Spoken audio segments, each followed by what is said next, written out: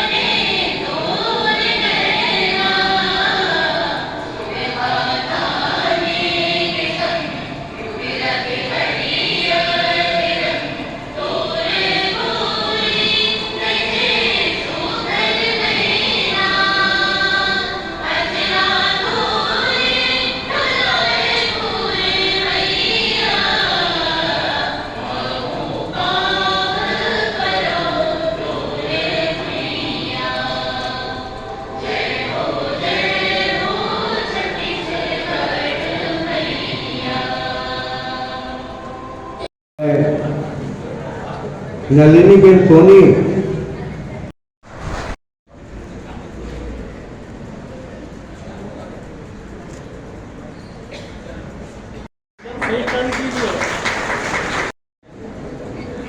धन्यवाद।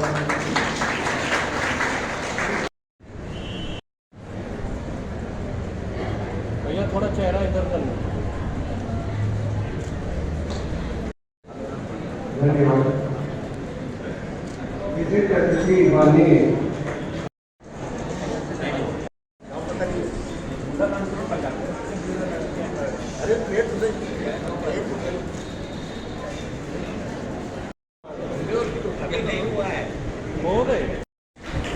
राकेश सोनी,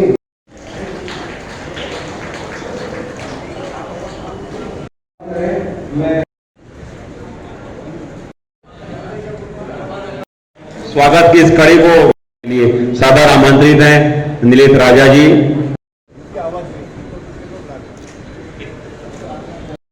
जलाराम ज्ञान यज्ञ समिति का संक्षिप्त प्रतिवेदन मैं आप समक्ष प्रस्तुत कर रहा हूं। स्वर्गीय बकोर भाई पटेल के नेतृत्व में अध्यक्षता में गठन हुआ और सामाजिक एवं धार्मिक कार्यक्रमों को संपन्न करते हुए 2005 में हमने किराए के भवन में जन सहयोग से वृद्धाश्रम का संचालन प्रारंभ किया। वृद्धाश्रम के संचालन हेतु समाज कल्याण विभाग से भी हमें आर्थिक सहयोग प्रतिवर्ष प्राप्त होता है। महापौर से निवेदन है कि कृपया आए। सबसे पहले तो आप सभी को नवरात्रि एवं दशहरा पर्व की आप सभी को बधाई देता हूं। भगवान श्री रामचंद्र जी की कृपा आप हम सभी के ऊपर, शहरवासियों के ऊपर हमेशा बनी रहे।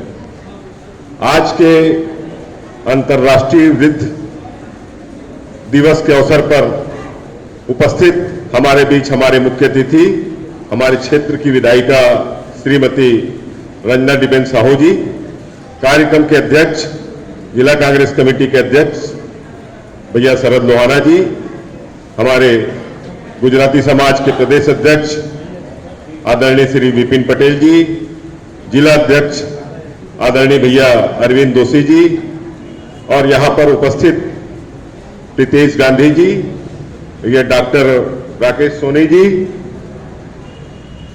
हमारे आदरणीय गुल्ला सर जी, और यहां पर उपस्थित परम आदरणीय वरिष्ठ मेरे अग्रज भैया गोपाल शर्मा जी, आदरणीय मदन मोहन खंडेलवाल जी, आदरणीय बलवंत राव जी, आदरणीय हिंदुजा जी, आदरणीय डॉक्टर जैन साहब, आदरणीय नाथ जी, आदरणीय गजेंद्र जी, और यहां पर उपस्थित समस्त वरिष्ठ जनों को मैं प्रणाम करता हूं और उनके चरणों में अपना वंदन करता हूं, प्रणाम करता हूं। आज गुजराती समाज और समाज कल्याण विभाग की ओर से आप सभी का सम्मान समारोह यहां पे रखा गया है। मेरे लिए बहुत सौभाग्य की बात है कि ऐसे कार्यक्रम में मुझे उपस्थित होने का यह सौभाग्य प्राप्त हुआ है। जिसे निवेदन है आए और अपना संक्षिप्त उद्बोधन प्रदान करें। इस मंच पर उपस्थित माननीय विधायिका मैडम संजना साहू जी ही बोल पाऊंगा मैं। वास्तव में जो हमारे वरिष्ठ जन होते हैं, हम आज के जिस परिवेश में रह रहे हैं उस परिवेश में हम इतना व्यस्त हो गए हैं कि हमारे घर में जो बुजुर्ग रह रहे हैं हम उसका ध्यान नहीं दे पा रहे हैं। मैं केवल इतना ही बोलना चाहूँगा कि हमें आवश्यकता है कि उनकी आंखों में उनको पढ़ने की, क्योंकि हमें यह महसूस करना चाहिए कि जब हम छोटे थे तो हमारे पिताजी हमें अपने कंधे में लेकर बैठा के घुमाते थे।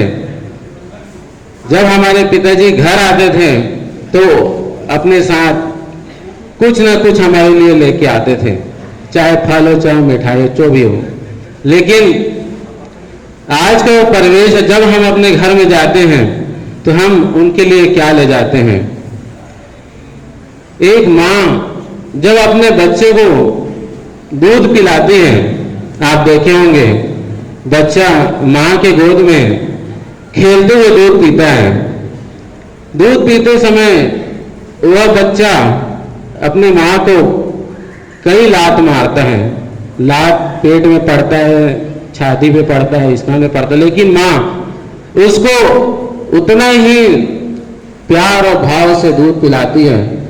लेकिन वह माँ जब 65 साल की होती है और बच्चा 40 साल का होता है तो उस माँ की जो अपेक्षाएं क्या होती होंगी इसको समझने की जरूरत है। घर के दाई पाछू मंदिर में जाही, कत को जला ले घी के जोतला, ओ मैया कत को जला ले घी के जोतला। घर में अगर अंधियारा है और हम जोत जलाने बाहर जा रहे हैं, घर की माँ अगर भूखी है और हम गए हैं भोग लगाने तो उस भोग का कोई महत्व नहीं है। इसे निवेदन है कि अपना, लेकिन जो बात कहूँगा बिल्कुल आपको यथार्थ इसी जमीन में देखने रोज मिलता है। रोज पढ़ते हैं, माँ सबसे बड़ी हमदर्द होती है। रोज पढ़ते हैं, पिता हमारा सबसे बड़ा हमसफर होता है, लेकिन उनको हम कोई भी साथ नहीं देते, ये भी रोज दिखता है। मैंने तो ये भी पढ़ा है कि पिता सूरज के समान होता है। सब कोई गर्म समझते हैं, पिताजी तेज होते हैं, गर्म होते हैं, लेकिन जिस दिन सूरज डूबता है हर के जीवन में अंधियारा आ जाता है। इसको कोई झुठला नहीं सकता। मैं एक चीज़ कहना चाहूँगा, वृद्धजन दिवस के बारे में सारे लोग जानते हैं। मैं जो बोलना चाहूँगा उसको ध्यान से सुनेंगे। ये वृद्धजन संस्था जो लोग भी चला रहे हैं, सारे वृद्ध लोग हैं, 65 प्लस वाले, 75 वाले, सारे ये लोग हैं। और इन लोग इतने एक्टिव रहते हैं कि देखते बनती है। एक दृष्टांत इनका ही सुना देता हूं, अपनी वाणी पे विराम दूंगा। ऐसे दंपत्ति वृद्ध आश्रम में रहती थी जिनका लड़का भानुप्रतापपुर में डॉक्टर था। इस बात को कई जगह बता चुका हूं, फिर यही बताना चाहूंगा, क्योंकि इसी तारतम्य में आपकी जो सृष्टि है वो बदलेगी। तो वो वृद्धाश्रम से घूमने निकले पति पत्नी। ये बिल्कुल यथार्थ घटना है, कोई बनावटी बात नहीं है, सारे समिति के वो लोग हैं। तो वो कुत्ता दौड़ाया, आदमी गिर गया, उनकी पत्नी थी, उठाई, चोट ऐसा आया कि उसको हॉस्पिटलाइज किया। मैं, लखू भाई, विपिन भाई, प्रकाश भाई, उनके लड़के को फोन किए, लड़का नहीं आया। सही बात है, लड़का नहीं आया। उसका बीपी इतना बढ़ गया था कि ऑपरेशन 3 दिन लेट हुआ। ऑपरेशन करने वाले डॉक्टर भी मंचस्थ हैं। बाद में ऑपरेशन कराए, सब चीज हुआ, लड़का बाद में आया। तो ये इस जीवन का चरितार्थ हकीकत है। बताने को बहुत सारी बातें हैं। अगर वहां कोई मर गया ना, तो ऐसे वृद्ध जन लोग व्यवस्था में जुटे रहते हैं। मेरा सौभाग्य यह है कि इनके श्री चरणों में मैं रह के कुछ पुण्य कमाता हूं। ऐसे संस्था को मैं बार बार प्रणाम करता हूं। धन्यवाद। दोषी से निवेदन, अत्यंत ही गौरव का क्षण है कि हम सब लोग यहाँ पर इस अवसर पर हमारे जो वृद्ध जन हैं उनके स्वागत के लिए यहाँ पर हम लोग एकत्रित हुए हैं। विराम देकर एक कार्यक्रम समाज कल्याण विभाग द्वारा वृद्ध जनों का खेल कूद एवं साहित्य का कार्यक्रम कराया गया था, जिनका पारितोषिक वितरण करने के लिए मैं हमारे कार्यक्रम के अध्यक्ष शरद भाई लोहाना, विशिष्ट अतिथि माननीय विजय देवांगन एवं मुख्य अतिथि श्रीमती रंजना विधायिका जी से निवेदन है, कृपया मंच से आकर और वृद्धों के पास जाकर उनका सम्मान करें। श्री राजकुमार श्री हीरालाल मरकाम, द्वितीय श्री PR साहू, संस्थापक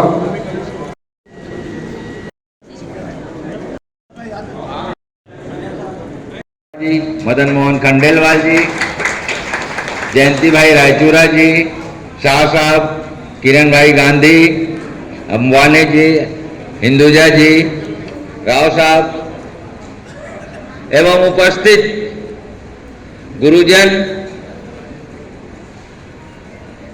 समस्त वरिष्ठ जन, मेरी माताएं, दादा दादी एवं समिति के समस्त साथीगण, सर्वप्रथम तो मैं जलाराम ज्ञान यज्ञ समिति को बहुत बहुत बधाई दूंगा कि इस जिले का प्रथम वृद्धाश्रम इनके द्वारा संचालित हो रहा है। बहुत ही अच्छी सोच, अच्छी प्रेरणा, अच्छे विश्वास के साथ इन्होंने ये कार्य वृद्धाश्रम इस शहर को दिया। पर एक अंदर की पीड़ा भी होती है कि हमको इस समाज को ऐसी क्या परिस्थिति हो जाती है कि वृद्धाश्रम की जरूरत पड़ती है। इसका अफसोस भी होता है, क्योंकि कई बार देखते हैं कि एक माँ 4 बच्चों को पाल लेती है, पर 4 बच्चे एक माँ को नहीं पाल सकते, तब वृद्धाश्रम की जरूरत पड़ती है। बहुत ही दुख होता है, बहुत ही दुख होता है जब 4 भाई का परिवार एकल होता है और कोई परिचित आदमी आकर के ये पूछता है कि माँ बाबूजी किसके साथ रहते हैं। उस दिन बहुत दुख होता है। वो दुख की घड़ी वो बेटा ही जानता है जिसके साथ माँ बाप रहते हैं। एक्चुअली वो बेटा माँ बाप के साथ रहता है, सवाल ही गलत किया जाता है। इसका बहुत दुख होता है। और एक बात और कहना चाहूंगा, मेरे आदरणीय गुरु, मेरे मार्गदर्शक शायद मेरे को बहुत चाहते भी हैं। मैं राजनीति में हूं, वो मेरे गुरु रहे राजनीति में। 31 दिसंबर 2000 की घटना है। वो एक कार्यक्रम था, वो मेरे आदरणीय थे, मेरे को और उनको साथ जाना था आदरणीय गोपाल प्रसाद शर्मा। मैं उनके ऑफिस गया, मेरे घर के बगल में ही उनकी ऑफिस थी।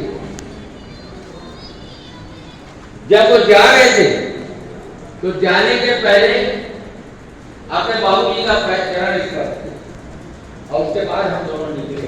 वो बात मेरे को उसी घड़ी घर कर।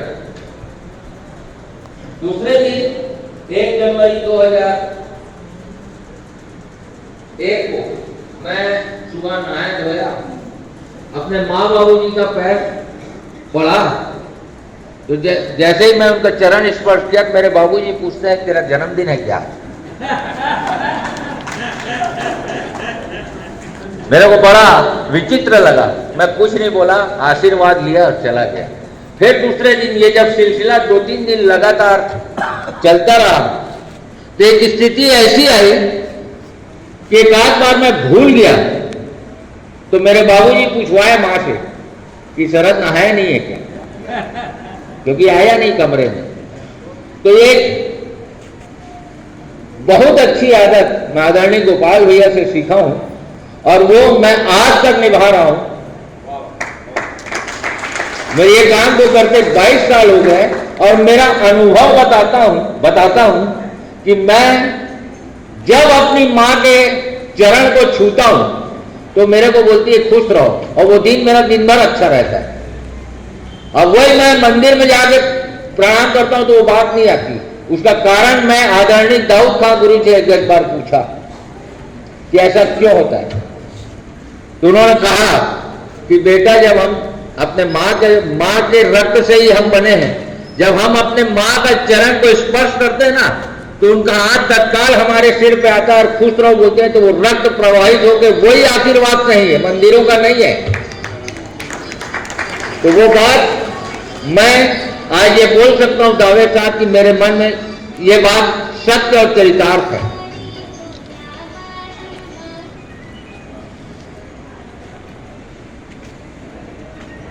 बहुत सी बातें हैं। मैं आज बच्चों से कहूंगा कि जो प्रेरणा मेरे को गोपाल भैया से मिली है, वो प्रेरणा बच्चे अगर यहाँ उपस्थित हैं या ऐसे लोग जो 40-50 के और माँ बाप के साथ रहते हैं वो अगर उपस्थित हैं, तो मेरा उनसे निवेदन है सबसे पहले तो ये काम जरूर करें।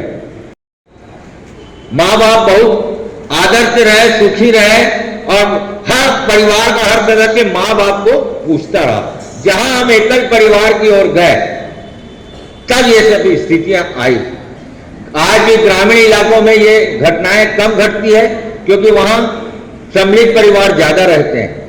हमारे यहाँ शहरों में, हम तो छोटे शहर में रहते हैं, महानगरों में ये घटनाएं बहुत ज्यादा हो रही है। वृद्धाश्रम की जरूरत महानगरों में बहुत ज्यादा इसलिए पड़ रही है कि लोग इतने व्यस्त हो गए अपने परिवार से, वो ये भूल जाते हैं बच्चे कि वो जो कर्म अपने माँ बाप के साथ कर रहे हैं उनका बेटा कल के दिन उनके साथ करेगा। ये बात उनको सीखनी पड़ेगी, समझनी पड़ेगी और समझनी चाहिए। एक संत पधारे थे हमारे यहाँ, बोले मेरे को उद्घाटन के लिए बुलाते हैं, एक अस्पताल और दूसरा वृद्धाश्रम, तो उनको मैं कैसे उनको बोलूं कि आपका कार्य अच्छे से चले, पर उनकी सेवा की भावना को सम्मान करते हुए मैं उस कार्यक्रम को संपन्न कराता हूं। और जलाराम ज्ञानिक समिति ने जो वृद्धाश्रम चालू किया और उसका जो हमें अनुभव प्राप्त हुआ है, एक तो जिस परिवार में कोई भी नहीं है उनको रहने के लिए एक अच्छा स्थान मिल गया है, पूरी व्यवस्था दी जाती है। और दूसरी हमारी समिति की उपलब्धि है कि मनमुटाव हो जाता है, कहीं बच्चों की गलती है, कहीं बुजुर्गों की भी गलती होती है, तो उनको समझाइश देकर और हमने घर वापसी कराने का ज्यादा प्रयास किया है कि किसी भी हिसाब से 2-4 महीने उनको भी समझ में आता है, अपनी गलती का एहसास होता है। यहाँ रहने से, घर के बाहर रहने से क्या सुविधा होती है वो भी देखते हैं। परिवार के बच्चे भी समझते हैं कि हमारा बुजुर्ग हमारे साथ नहीं है। तो इस प्रकार से घर वापसी हमने बहुत कराई है। वो विधायिका जी से निवेदन है, कोथली के आसपास की एक महिला हमारे वृद्धाश्रम में आई थी और वे अपने परिवार से बहुत ज्यादा त्रस्त हो गई थी और वो प्रकाश भाई गांधी के पास आई थी और बोली मैं अपनी 7 एकड़ जमीन जो मेरे नाम से है मैं वृद्धाश्रम में करना चाहती हूं और लगभग 55 लाख रुपया जो उसका एफडी था वो भी मैं समिति को देना चाहती हूं। यदि हम चाहते या समिति चाहती तो वो अंगीकार कर सकती थी, ले सकती थी, लेकिन प्रकाश गांधी ने उनके परिवार का पता लगाया, उनके बेटों को समझाया, उनकी बेटियों को समझाया और 7 एकड़ जमीन और 55 लाख रुपए की एफडी आज उनके परिवार में सुरक्षित है और सभी बेटे और सभी बेटियां अपनी मां का ध्यान रख रही हैं। ये हमारा शाश्वत एक उदाहरण है। प्रकाश भाई इसको बताना भूल गए थे, सॉरी। जी से निवेदन है आए और अपना उद्बोधन प्रदान करें कि बड़े और छोटे में एक मर्यादा रहती है। छोटे बड़ों का नाम नहीं लिया करते, लेकिन चूंकि यह मंच जब सार्वजनिक हो जाता है तो बहुत सी चीज़ें छूट जाती है। आप सभी मेरे आदरणीय हैं, मैं सभी को प्रणाम करती हूँ। वृद्धजन दिवस 1 तारीख को था, चूँकि समाज कल्याण के तत्वाधान में और जलाराम यज्ञ ज्ञान समिति दोनों के संयुक्त तत्वाधान में यह कार्यक्रम प्रतिवर्ष मनाया जाता है। 2 वर्ष तक, अभी हम मंच में चर्चा ही कर रहे थे, 2 वर्ष तक कोरोना जैसी वैश्विक महामारी के चलते बहुत बड़े कार्यक्रमों का आयोजन नहीं हो पाया था, लेकिन एक परंपरा सी बनी हुई है। और बहुत अच्छी बात यह है कि गुजराती समाज के द्वारा हमें लगातार अपेक्षित सहयोग हर बार मिलता आया है, क्योंकि आप हमें वो मंच देते हैं, आप हमें भवन भी देते हैं और जिस प्रकार की व्यवस्थाएं अपेक्षित रहती हैं वो सारी चीजें हमें उपलब्ध कराते हैं। मुझे ऐसा लगता है आज जो यहाँ की जो चमक है, इस भवन की जो चमक है, आसमान के सारे सितारे उतर के एक साथ जमी पे आए हैं और पूरे धमतरी को आपने जैसे रोशन सा कर दिया हो। पूरा धमतरी बहुत जगमगा रहा है एक खुशियों के साथ, क्योंकि कहा जाता है जब बड़ों का स्नेह और आशीर्वाद, उनका प्रेम जब मिलता है तो वास्तव में जीवन में एक बहुत बड़ा और अलग सा बदलाव आता है। मुझे ऐसा लगता है मैं शायद इतनी बड़ी नहीं हूं कि आपको कोई उद्देश्य दे सकूं या आपको कोई सलाह दे सकूं। कम उम्र में एक जनप्रतिनिधि होने का दायित्व जरूर मिला है, लेकिन एक वंशावली जो डिफरेंस होते हैं, एक पीढ़ियों में जो अंतर होता है, उस बात को मैंने महसूस किया है। मैंने मंच में अभी उस बात को हम कर रहे थे।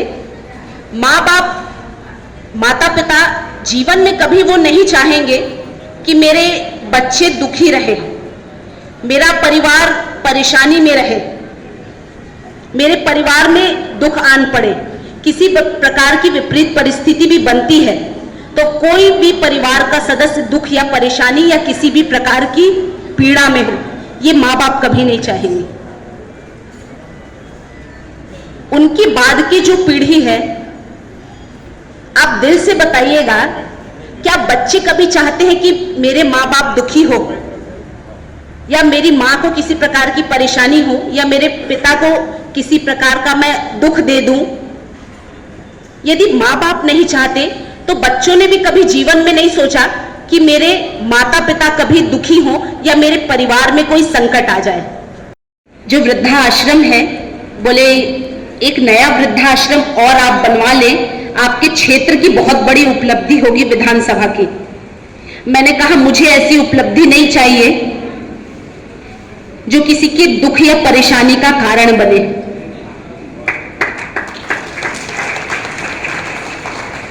एक है संजोग से वो बना है, संजोग से लोग आ रहे हैं, एक संजोग होता है, लेकिन जानबूझकर यदि मैं उसे करती हूं तो शायद उससे बड़े दोषी मुझसे मेरे बाद कोई नहीं होगा, मैं उसके लिए सबसे बड़ी दोषी होंगी। मैंने कहा मुझे ऐसा धमतरी का विकास नहीं चाहिए। भले मैं उम्र में कम हूं, मेरी समझ कम होगी, पर इस समझ को मैं बहुत अच्छे से समझती हूं कि एक वृद्धा आश्रम यदि और बन गया तो जो लोग मजबूरी में रखे वो भी वृद्धाश्रम में लाला के माँ बाप को छोड़ दिया करेंगे। तो इन सब चीजों से परे आपको विकास चाहिए और अलग तरीके से विकास आपको धमतरी का दिखेगा, पर किसी के किसी के लिए दोषी बनकर किसी का घर परिवार तोड़कर ऐसा विकास धमतरी को नहीं चाहिए। मैंने उनसे हाथ जोड़ के क्षमा मांगी, आपने सलाह दिया, आपका बहुत धन्यवाद। और चूंकि कार्यक्रम काफी लंबा चला है, मैं आप सभी को भी बहुत धन्यवाद देती हूं कि इस तरह के कार्यक्रम यदि होते हैं। मैं आयोजक समिति को, सम्मानीय लक्ष्मी भाई भालूशाली जी, बहुत पिता समान है, वो हमेशा फोन करके मुझसे सलाह लेते भी और कभी कभी मुझे दे भी देते हैं, तो बहुत अच्छा लगता है। तो वो हमेशा फोन में अपने किसी भी कार्य से संबंधित हमेशा मुझसे चर्चा करते हैं।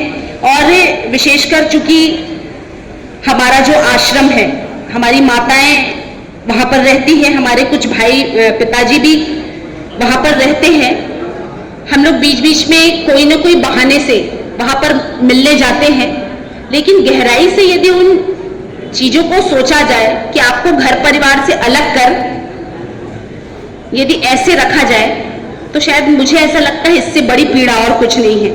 जिस उम्र के जिस पड़ाव में उनको जहां पर परिवार की आवश्यकता है वहां पर परिवार है ही नहीं, तो इससे बड़ा दुख जीवन में कुछ भी नहीं है।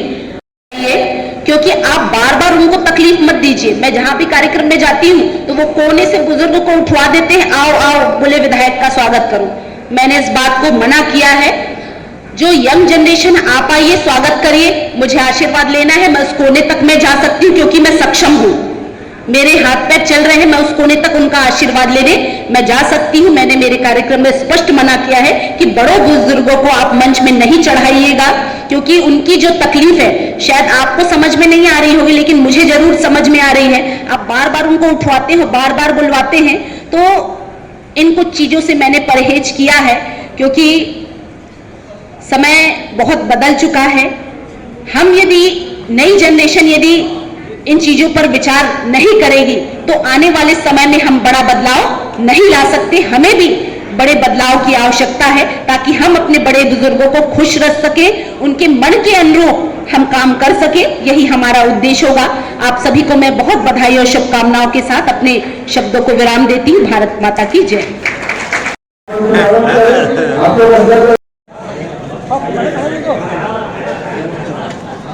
आगे बढ़ते गए बहुत देर हो गई है, हमारे निर्देशकों को ज्यादा समय न दें हम लोग।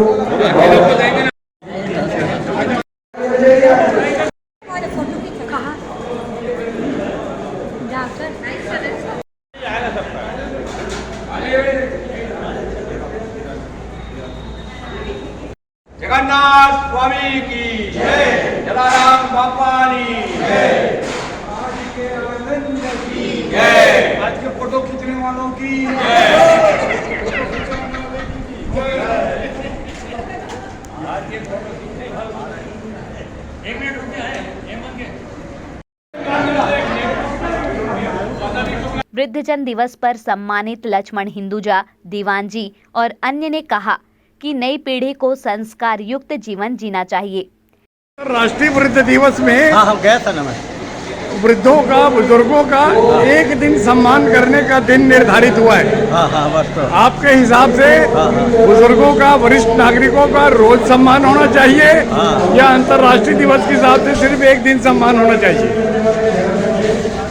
एक दिन सम्मान होने से कहाँ बनता है भाई, एक दिन तो सम्मान, रोज वरिष्ठ नागरिकों का सम्मान होना चाहिए और अच्छे ढंग से होना चाहिए। और उस समय क्या है, अपने मंत्री जी भी नहीं थे और महिला विकास मंत्री अनिला भेड़िया थी और अपना वो थे अपना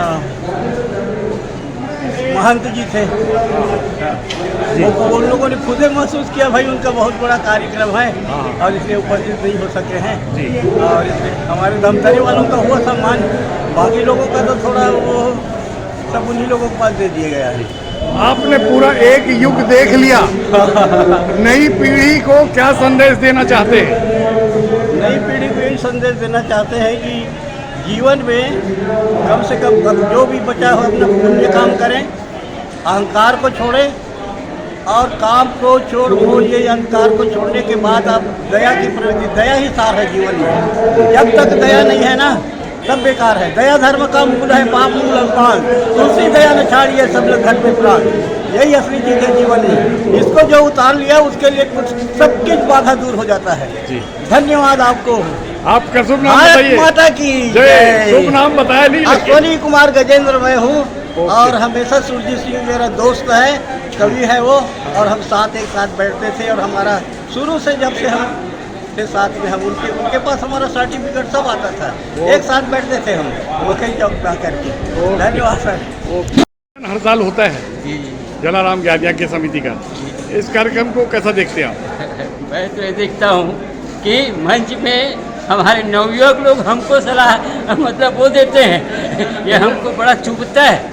नहीं लेकिन वरिष्ठ जन मंच में रहना चाहिए है, और वो भले अपने साथियों का वो मनोबल बढ़ाए। लेकिन विधानसभा की प्रथम नागरिक ने तो आप जैसे अपेक्षा रखते हैं वैसे ही विचार प्रकट किए हैं रंजना जी ने। ठीक है, वो अलग बात है, लेकिन बाकी लोगों लोगों के जो हो रहा है वो तो सही नहीं है मेरे विचार से। और ये शासन का काम, शासन का आयोजन है ना, वो आयोजन हमको दें, हम करेंगे। वास्तव में क्या होता है वृद्धजन नहीं, लेकिन इस उम्र में अब सेवा कैसे कर पाएंगे? वो तो नौजवानों को समिति को देना पड़ेगा तभी व्यवस्थित होगा।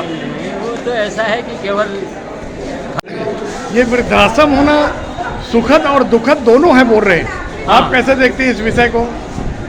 देखिए, इस मामले में ऐसा है कि मूलतः तो ये दुखद है, लेकिन अब किसी के ऊपर दुख आन पड़ा है तो उसकी मदद तो वृद्धाश्रम से ही हो रही है ना। नहीं, ये जो बड़े परिवार टूटने का जो चलन है ये सामाजिक जागरूकता से रुकेगा या और बढ़ेगा? सामाजिक जागरूकता से रुकेगा। हमको अच्छी सोच और अच्छी भावना रखनी चाहिए, ऐसा मेरा सोचना है। समिति प्रयास करते रहना चाहिए। समिति के काम को कैसा देखते हैं आप? समिति का काम बहुत अच्छा है। ये समिति जो है अपने स्तर पर जितना भी कुछ कर पा रहे, और एक और बात अपन मार्क करते हैं कि समिति के सदस्य कोई भी 55-60 साल से कम नहीं है, उससे बड़े ही हैं, और अभी तक वो इतनी ऊर्जा के साथ कार्य कर रहे हैं, ये मतलब निश्चित रूप से बहुत प्रशंसनीय है। ज्ञान यज्ञ समिति की तारीफ करते हुए मुख्य अतिथि रंजना दीपेंद्र साहू, समिति अध्यक्ष विपिन पटेल और गुजराती समाज प्रदेश अध्यक्ष प्रीतेश गांधी ने कहा कि समाज ने सेवा का अच्छा उदाहरण पेश किया है। जलाराम यज्ञ समिति ने अपने सामाजिक स्तर पर और सहयोग लेके काफ़ी सफलता पाई है। नया भवन भी वृद्धाश्रम के बन गया है, पूरे प्रदेश में चर्चा है, और शासन से किस तरह की और इनको अपेक्षा है कि वो पूरी हो जाए तो ये और काम आगे बढ़े। आज अंतर्राष्ट्रीय वृद्ध दिवस के अवसर पर श्री जलाराम ज्ञान समिति एवं समाज कल्याण विभाग द्वारा वरिष्ठों वृद्धों का सम्मान समारोह रखा गया था, और मैं स्वर्ग गुजराती समाज छत्तीसगढ़ की तरफ से सभी वरिष्ठ को प्रणाम करता हूँ। साथ ही ये अपना वरिष्ठ जन हैं जो अपने समाज के लिए गौरव और उनकी पूंजी है समाज के लिए, इनको मैं सादर नमन करता हूँ। और साथ ही जो जलाराम ज्ञान समिति है बहुत अच्छा कार्य कर रही है और सभी की सेवा कर रही है। सेवा भावना से समिति का गठन किया गया, विगत 20 वर्षों से ये कार्य में लगी हुई है। और सिर्फ वृद्धाश्रम वाला विषय नहीं है, ये समाज को एक जागरूक करके वृद्ध जन कई बार आते हैं, उनको हम समझा बुझला के उनके परिवार से वापस जोड़ने का काम भी करते हैं। और मैं सभी को शुभकामनाएं देता हूँ वृद्ध जन दिवस की, और सबको वरिष्ठों को श्री चरणों में प्रणाम करते हुए अपनी वाणी को देना। सामाजिक स्तर पे प्रारंभ किया गया आपका ये अभियान जी जिले में बहुत बड़ी सफलता का कीर्तिमान स्थापित कर रहा है। जी जी, और बाकी जिलों में भी आपसे कई लोग प्रेरणा ले रहे हैं। शासन भी कुछ सहयोग कर रहा है, लेकिन क्या वो सहयोग को पर्याप्त मानते हैं या और कुछ अपेक्षाएं हैं आपकी? शासन के सहयोग जो मिलता है वो उनके नॉर्म्स के हिसाब से आता है, और कभी मिला कभी नहीं मिला, फॉर्म भरो, दुनिया भर के चक्कर करो, वो सब हम लोगों ने रखे अपना पूरा अपनी व्यवस्था अपने पास रखी है जी। और मैं जब से इन्होंने मुझे समिति का अध्यक्ष ये बोला चाचा जी के जाने के बाद, मैंने कहा भाई भजन संध्या तो अपन हर 3 साल में कराते हैं, कुछ ऐसा सामाजिक कार्य करें जिससे समाज में भला हो और अपन भी बिजी रहें उनकी सेवा में। मैंने एक वृद्धाश्रम देखा था वहाँ गुजरात में, उसकी प्रेरणा ली मैंने। प्रकाश भाई से बात हुई, लखू भाई से बात, उसके बाद हम लोगों ने तय कर लिया जी। ये वृद्धाश्रम का भवन पक्का बन जाने से आपके संस्था में जी संस्था में कितनी खुशी की लहर है? बहुत खुशी की लहर है। अभी तो ऊपर का भी हमें बनाना है, और हम अपने ढंग से पूरी व्यवस्था को मैनेज कर रहे हैं। लोग अब संस्था को प्यार करने लगे हैं और चाहते हैं कि उनका दो पैसा लगे। मिलता है। अभी तक हमने लोगों से अभी आग्रह नहीं किया है कि ऊपर का बनाना है। क्या है, बहुत सी परेशानियां हैं हमको भी। ज़्यादा लोग हो जाएंगे तो हमको तकलीफ हो जाएगी। बहुत से केसेस तो हमने जैसे दिलीप ने बताया था कि हमने कईयों को समझा बुझा के, माँ बाप को समझा बुझा के उनको घर भेजा है। और हम यही चाहते हैं कि कोई ज़्यादा ना आए। अभी जो स्थिति है हमारे यहाँ, वो कोई उनका परिवार नहीं है, किसी का कुछ नहीं है, ऐसे लोग ज़्यादा हैं। जी, वैसे आप लोग की संस्था कोशिश क्या रहती है कि परिवार न टूटे, बुजुर्ग अपने घर पहुंच जाए, बच्चों में समन्वय रहे। संयुक्त परिवार की आज जो परिपाटी जो चली गई है, जो रंगा जी ने बोला, बहुत सटीक बात कही, बहुत अच्छी बात सुनाई। जो पीढ़ियों के बीच में जो गैप है, उस गैप को उन्होंने सही ढंग से वर्णन किया। अगर हम इस गैप को निकाल लेते हैं तो बहुत बड़ी उपलब्धि है अपनी। के बारे में आपने जो विचार रखे उससे लोग बहुत प्रभावित हुए और प्रेरणा भी लेने का प्रयास करे। बहुत सारे लोगों ने तारीफ भी की। लेकिन जो सामाजिक स्थितियां अभी बनी हुई है, जिसमें बड़े परिवार टूट रहे हैं और विवाह के बाद ज़्यादातर अलग होने की परंपरा है, जिसकी आपने उद्बोधन में चर्चा भी की, तो उससे बचने के उपाय समाज को प्रारंभ करने चाहिए या और वृद्धाश्रम बनाते चले जाने चाहिए? देखिए, अभी का जो नया जो जनरेशन है, नई जो पीढ़ी है, वास्तव में हम शायद एक दूसरे के विचारों के या उनके मनोभाव को हम समझ नहीं पा रहे हैं। और सबसे ज़्यादा प्रभाव यदि पड़ रहा है तो ये टीवी के जो सीरियल हैं और ये जो पिक्चर जो आ रही है, जो परिवार को तोड़ने का काम कर रहे हैं, इनसे हम थोड़ी सी दूरी बनाएं और एक दूसरे के मनोभावों को यदि समझते हैं कि भाई माता पिता क्या चाह रहे हैं, बच्चे क्या चाह रहे हैं, दोनों के बीच का सामंजस्य यदि बनता है तो निश्चित रूप से हम परिवार को एकजुट करने का काम कर सकते हैं। दो बातें एक साथ हो रही हैं। जैसा कि अंग्रेजों के समय के एक बुद्धिजीवी थे, वो कहते थे कि जिस देश को गुलाम बनाना है उसकी भाषा और संस्कृति पे कब्जा कर लो। लेकिन हम अपने बच्चों को आज हिंदी की जगह इंग्लिश स्कूल में भर्ती करना पसंद करते हैं और संस्कृति, पाश्चात्य संस्कृति की ओर बहुत तेजी से बढ़ रहे हैं। उन स्थितियों में फिर कैसे समाज सुधार होगा?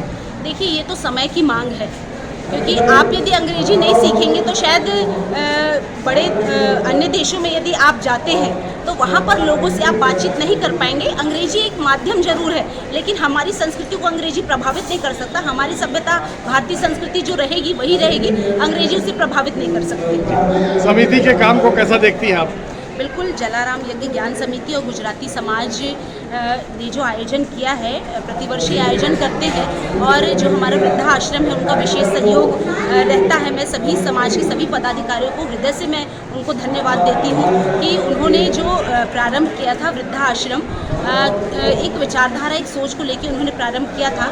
आज उस आश्रम में बहुत से हमारे माता पिता ऐसे हैं जिन्हें वास्तव में एक परिवार की आवश्यकता है, तो एक दूसरे का सहयोग करके एक परिवार के जैसे एक दूसरे के साथ वो बंधे।